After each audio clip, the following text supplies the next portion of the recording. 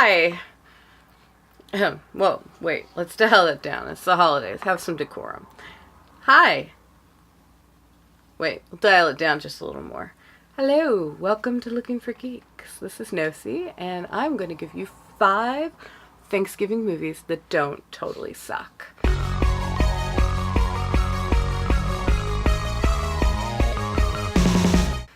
First movie on our list is Planes, Trains, and Automobiles. Have you ever had to travel around the holidays and go an extended distance? Oh, I have. Anybody who's gone to college out of state knows the stress behind going to the airport and trying to get to your family and trying to get back to school. It is insanity. And in 1987, John Hughes came out with Planes, Trains, and Automobiles, starring Steve Martin and John Candy. It's about 2 men who are kind of an odd couple pairing, and they really dislike each other, which is what makes the movie work so beautifully, because in real life they got along really well, and they were comedians. So this movie explores them trying to get home for Thanksgiving, and they have to share various different conveyances. That's why it's called Planes, Trains, and Automobiles. And they also have to share rooms and lodging along the way, which leads to some kind of adorable and hilarious situations where they're working out their interpersonal stress. This is a great movie. You can watch it with your whole family and think about how wonderful John Candy is, and then you can go hunt down the rest of his movies because they are all really amazing. And Steve Martin, who is luckily still with us, also has an amazing catalog. So explore that on Thanksgiving with your family. It will help with the stress, and everybody knows that Thanksgiving is stressful. Okay? So my other slightly obvious one, and I love this movie, is A Charlie Brown Thanksgiving. It was made in the 70s, 1973. And it is just beautiful. It's really nice to see that he doesn't just have like a family of adults, he also has a family of friends who support him. And when he's down and out or has to spend a day by himself, that's as important as Thanksgiving, they'll come together and support him and do what they can to make the holiday a special time. I really love this movie. I love that the kids come together and they bring over pretzels and popcorn and snack foods. And everybody's really appreciative of the work. You know, there's always that one though. You know what I'm talking about. Where's the turkey? Where's the gravy? Where's the mashed potatoes? Shut up. Be thankful for what you have.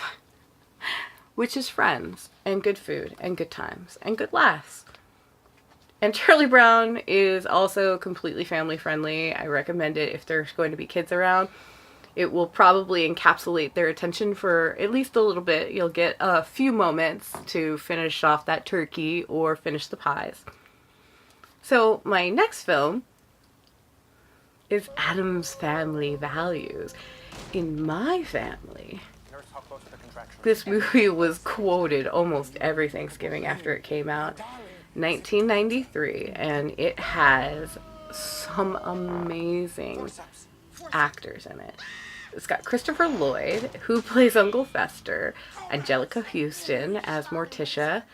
Oh my gosh, she's so amazing. Raul Julia as Gomez Addams. It has, oh my gosh, Christina Ricci, of course, you know, she plays Wednesday. And even the supporting actors, Tony Shalhoub is in this movie, by the way. That's totally random. He's on screen for maybe 30 seconds, and he plays like a Turkish sailor in a bar. And with Joan Cusack, who plays Debbie. Everybody loves Debbie. She was a perfect Addams. And Joan Cusack and Tony Shalhoub are like interacting in a bar. Some interesting facts about Addams Family Values.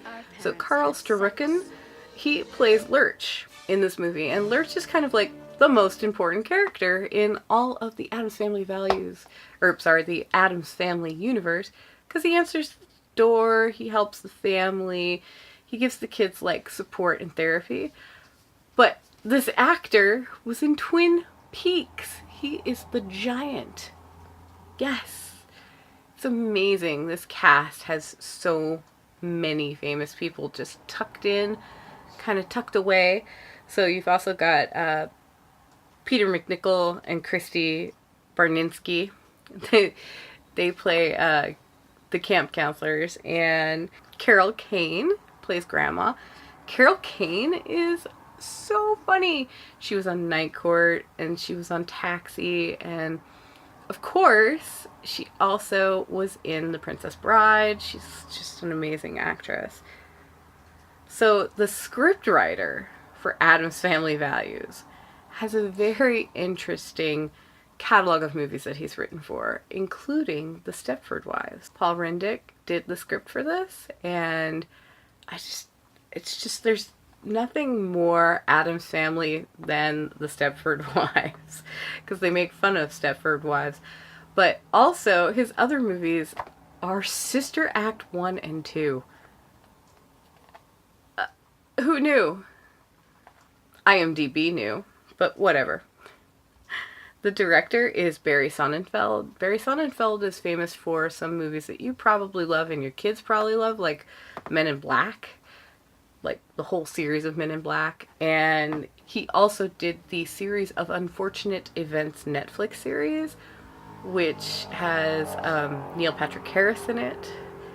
So, I mean, this movie is amazing, and you can see why he's had such a long career doing this. So what happens in Addams Family Values is, much like most families, they become a blended family and have shortly added on the addition of Debbie. Debbie winds up courting and marrying Uncle Fester after becoming the kid's nanny, because Morticia needs help. She's a busy, on-the-go witch who needs more time to commune with the dark forces. Yes, that was a paraphrase from the movie. Come on, I love this movie. Anyway, so Joan Cusack plays Debbie, and she does a fantastic performance as a slightly ingenue-ish character, even though she's totally not, and seduces Uncle Fester, winds up marrying him, and because Christina Ricci as Wednesday has overheard part of this like conspiracy plot, she convinces Morticia and Gomez that the kids want to go to summer camp, but that they're too scared to tell them that they want to go do this really normal kid thing. And so they wind up at a summer camp called Camp Chippewa. And it is pretty much suburban hell for the kids, and the camp counselors have a vision. They have this musical that they want to produce, and yeah, and I want to be part of Gary's vision, Wednesday says at one point, and it's really funny. It's a Thanksgiving play, which ties it into the Thanksgiving theme. It is a musical, and Wednesday Addams does what a lot of us want to do: burn everything to the ground. Anyway, now that I've been flagged by the FBI, go watch that, definitely. And I've got 2 more movies for you. Da-da-da. This movie you probably haven't thought of in a long time. In 1993, the same year that Addams Family Values came out, a movie called Son-in-Law came out. Son-in-Law stars Pauly Shore and also stars, I have to read her name off of here, I'm sorry, Carla Gugino, who you know from Watchmen. Holy smokes. And she is also the star of the new Haunting of Hill House on Netflix.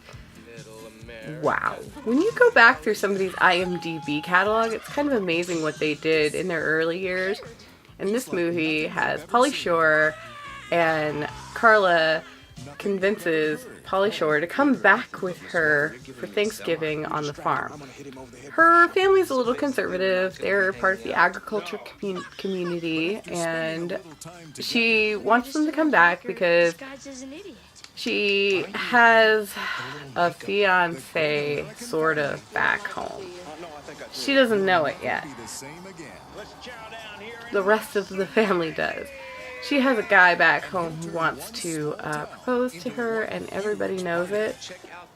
And she kind of knows it. She doesn't want to marry him because she's been off in the world and at college. So Pauly Shore's character comes back with her. And the family, slowly over time, learns to embrace him. And it's actually a really good movie. Pauly Shore movies were kind of panned in the 90s, and I loved them. All of them. Maybe I just have terrible taste in movies. Kane? I liked them too, honestly. See? I actually saw several of them in the theater. I believe Son-in-Law was one of them. I saw Encino Man, Biodome. Biodome is a hidden gem. Biodome is a hidden gem. If you're also going to watch a Pauly Shore movie, you should watch Biodome. And In the Army Now. That is also another one that is just overlooked. It's got Lori Petty in it. Has nothing to do with Thanksgiving, but Pauly Shore, I'm totally off topic, sort of, but not really. Watch Son-in-Law, though. It does take place at Thanksgiving, and it shows you probably some of what you're experiencing this Thanksgiving season, bringing home people to meet your family for the first time, and experiencing all of the awkwardness that comes with your family not accepting your lifestyle. Yeah, I said that. My final film for you is actually a twofer. It is Dawn of the Dead. And I chose this movie, not because it takes place at Thanksgiving, even though the original was actually filmed during the Thanksgiving and Christmas seasons, so it kind of counts. I chose these movies because they're zombie movies that sort of address the issue of American consumerism, and since Black Friday has slowly been encroaching on the family holiday that is Thanksgiving, it's important to watch movies like Dawn of the Dead to remind you not to be a consumer zombie this season. The original was done by George Romero, and oh my god, the people that are in that movie are kind of amazing. So the original Dawn of the Dead has Ken Foree in it. Ken Foree is this actor who pretty much just does horror. That's all he does. And he is in every single Rob Zombie movie. So if you like House of a Thousand Corpses, Lords of Salem, the new Halloween movies, he's in it. And you should go back and watch the original Dawn of the Dead because he gives an amazing performance in this movie.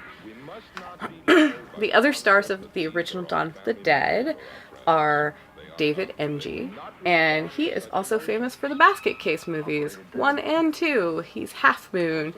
So if you're a fan of weird, quirky horror, you should go see this, because he's actually, like, in the movie, like, not a voice, not heavily make-upped. I can't say too much, but anyway, you get the picture. And then there is also Scott Reiniger and Galen Ross. There's an awesome helicopter scene. There's lots of zombies in the mall. So if you've ever played Dead Rising, this is kind of the movie Dead Rising is based on. Exactly, actually. There are whole scenes that are literally like, if you're playing the game, you could recreate Dawn of the Dead in the Dead Rising video game. And now that I'm thinking about it, I'm surprised nobody has. We should get on that. The 2004 remake of Dawn of the Dead is also kind of like a hidden gem because this movie has Sarah Polley in it. And Sarah Polley was a child actor. She was most famous for a show called Avonlea, and she was part of the Disney universe basically before the Disney universe was a thing.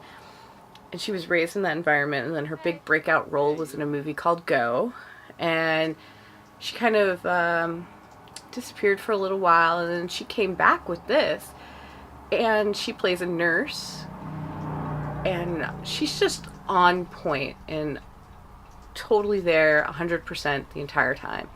She is a great zombie survival character in this movie, and if for no other reason, you should watch it for her, but if you need another incentive, you should watch it for Ving Rhames. He is one bad dude in this movie. He's amazing.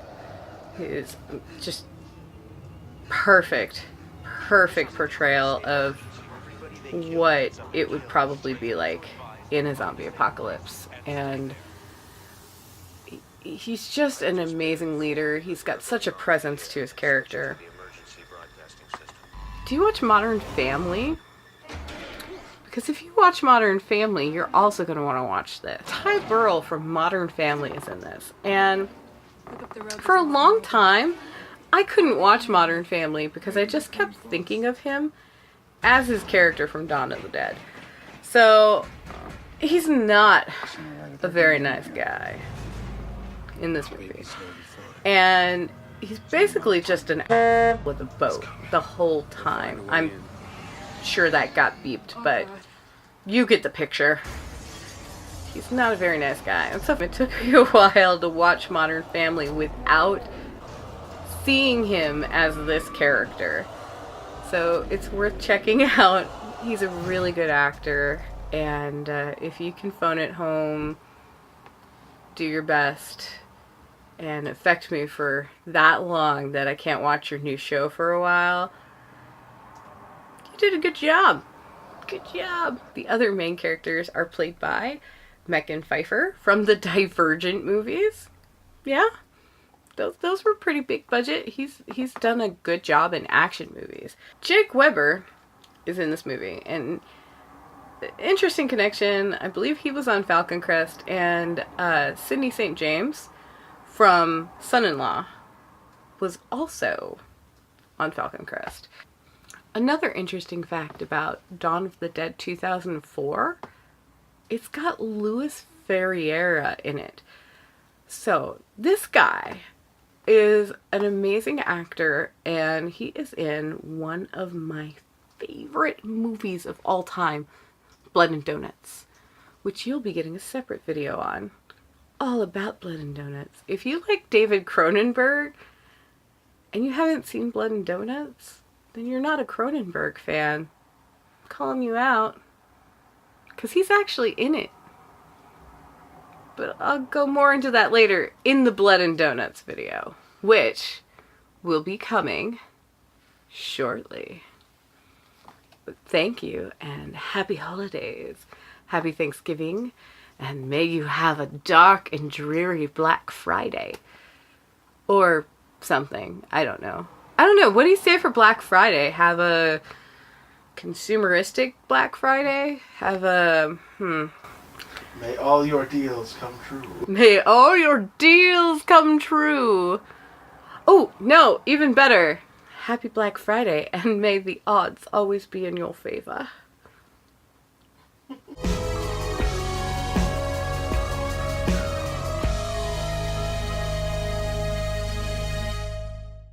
Five unsexy things in the world. A woman coughing. A man coughing. A child coughing. Small animals coughing. Anybody coughing. Especially your doctor. Anyway. Anything coughing. Coffee! Except for the Pokemon coughing, which is pretty cool. If you like pollution-based Pokemon.